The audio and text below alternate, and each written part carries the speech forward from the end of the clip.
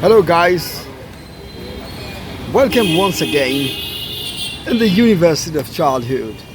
So today we have our host Fatihah Naim as a guest at the Rainforest Cafe at Mohammadpur And today, of Dhaka. yes, and today is my interview. Yeah, so this is a premeditated interview for Fatihah Naim, who was amazing all of you for a long time in this channel. She is having some coke now, and while having the coke, she will just tell us about how she enjoyed this rooftop restaurant in a nutshell. How you enjoyed this place in one or two sentence, please. How was the food and the ambience? Yeah. Okay, so hi guys, I'm back.